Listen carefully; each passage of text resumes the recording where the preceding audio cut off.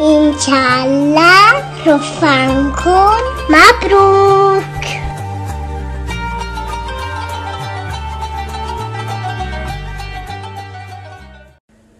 عسلامة، مرحبا بكم الناس الكل. رجعت لكم في وصفة جديدة. الفيديو متاع اليوم باش نشوفوا وصفة القطايف ولا الكنافة كما يسميوها في بعض الدول العربية. كنت عملت معكم قبل وصفة القطايف، عملنا العجينة متاع القطايف. بالنسبة للناس اللي مش متوفرة عندهم معناتها في البقعة اللي هما عايشين فيها عجينة القطايف، وريتكم الطريقة كيفاش تنجموا تعملوها في الدار. ومعها عملت زادة وصفة متاع القطايف بالمكسرات. المرة هذه باش نشوفوا وصفة القطايف بالقشطة وطريقة كاملة يعني بالتفصيل. شوفوا معايا الفيديو. باش نبدأ أول حاجة بالشحور. خديت 3 كيسان سكر، هذا الكيس الأول، هذا الكيس الثاني. من بعد خديت 2 كيسان ماء، يعني 3 كيسان سكر عليهم 2 كيسان ماء. عصرة متاع شطر كعبة قارص، وحركت المكونات يعني الماء والسكر هكا بالبارد باش يذوب شوية كالسكر. ومن بعد رميت معاهم ترانش متاع قطعة متاع ليمون متاع قارص، وحطيتهم على نار هادية، على نار متوسطة مش هادية برشا، يعني ما نقصوش ياسر في الغاز، على نار متوسطة. وقت اللي يبدا يتغالى الشحور متاعنا نخليوه مدة ربع ساعة ونطفيو عليه. وتوا نتعديو لعجينة القطايف. لهنا عندي الكمية متاع كيلو، لكن مش باش نستعملها الكل، باش نستعمل بالضبط نصها. استعملت 500 غرام قطايف، رطل قطايف. باش نبدا نقص فيها، معناتها تنجموا تقصوها بالطريقة هذه، تفتفتوها هكا بيديكم، ولو انها متعبة معناتها الطريقة هذه. دونك خيرت اني نستعمل المقص على خاطر اسهل معناتها في قصانها، وتكون تقصوها جويدة وصغيرة كيف ما يلزم تكون.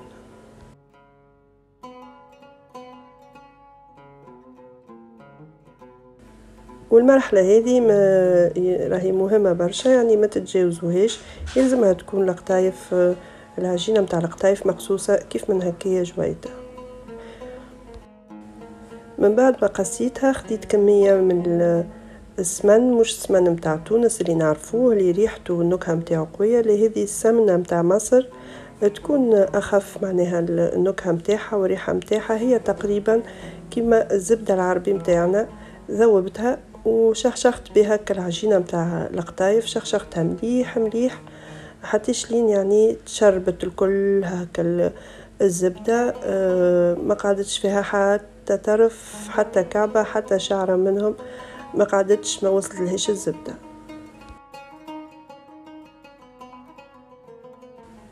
من بعد غطيتها وخليتها على جهة باش تزيد تشرب هكا الزبدة هذيك.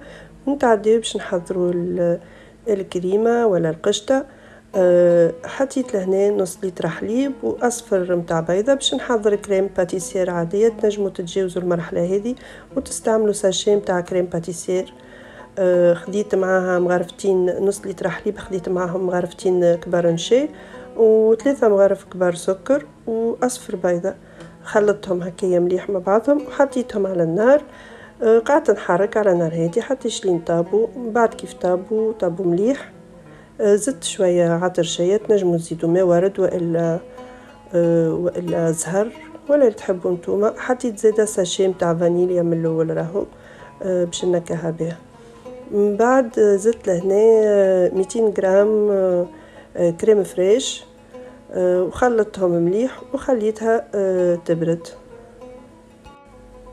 مش لازم تبردوها على الاخر،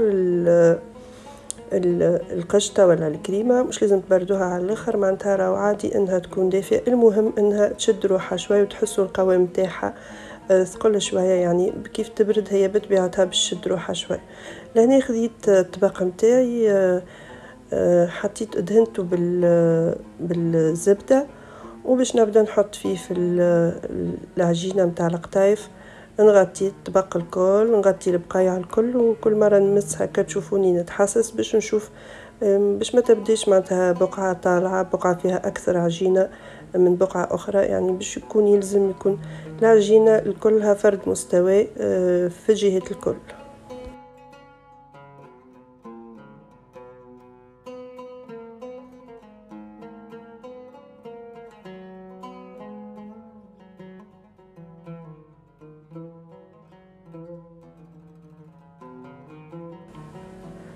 من بعد خديت حاجة تنجموا تاخدوا مغرفة، كيس، أي حاجة هكايا باش تبداو تنزلوا بها. يلزم تضغط بها على العجينة مليح باش تتلم في بعضها، على خاطر هذيك القاع متاع الطبق هذيك اللي باش يولي الوجه، ويلزمها تكون العجينة معناها من بعد متماسكة الكل بالباهي في بعضها باش يكون الشكل متاعها مزيان، وتكون زاده وقت اللي باش نهبطوها باش نقلبوها في طبق تهبط معانا وكيف ما يلزم يعني. من بعد خديت العجينه بديت ندور فيها على جناب على خاطر باش نحط فيها الكريمه. ماذا بيكم تتبعوا الخطوه هذه وقت اللي باش تعملوها بالقشطه ولا باش تعملوها بالجبن، معناتها تتبعوا الطريقه هذه باش ما يخرجش اكل خليط هذيك على برا.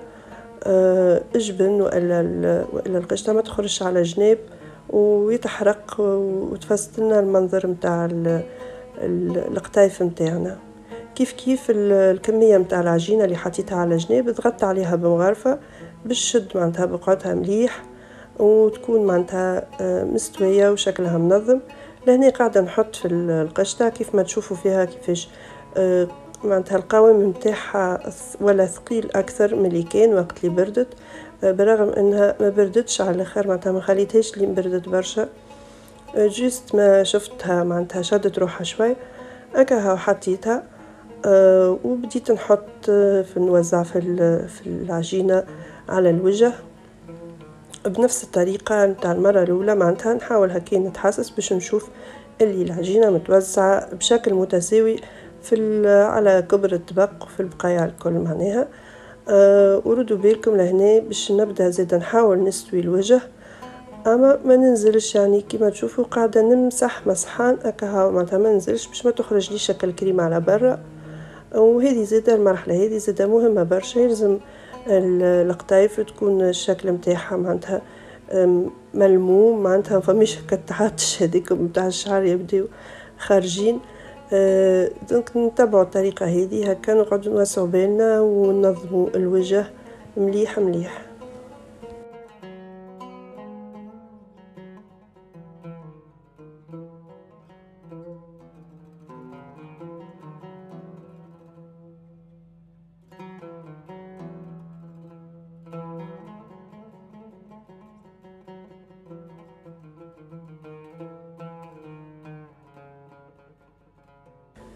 من بعد ما كملت المرحله هذه حطيت شويه من الزبده ولا سمن ذايبه هكا على الوجه وما كثرتش على خاطر كيف ما شفتوا ديجا وقت اللي شخشختها معناتها من الاول مليح بالسمن، دونك ماهيش ناقصه. وحطيتها في الفور اللي كان مسخن معناتها مسبقا على 170 درجه، نجموا تحطوها من 170 حتى ل 180 درجه تجيب في عقلها في الرف الوسطاني حتى اللي نشوفوا الوجه نتاعها احمر مليح. خرجتها وسقيتها بالشحور وهو ملذذ مش بارد تماما.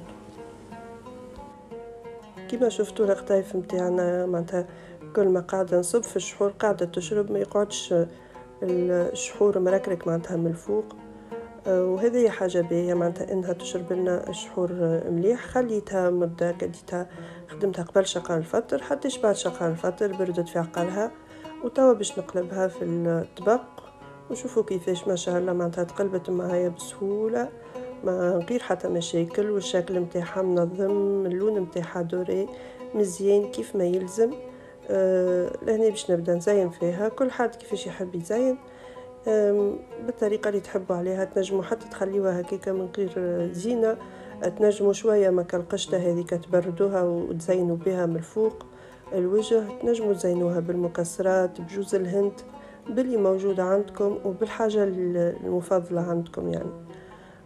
انا زينتها شويه هكا دورتها بالفستق، ومن بعد ظهر لي هكا باش نعمل لها كيف التيم هكا متاع رمضان هلال ونجوم، لو انها ظهرت شكلها كأنه وجه يضحك كأنها عينين وخشم وفم ميساش مهم يضحك. وهذه هي القطايف نتاعنا توا نقصها معكم وتشوفوا الشكل نتاعها من داخل.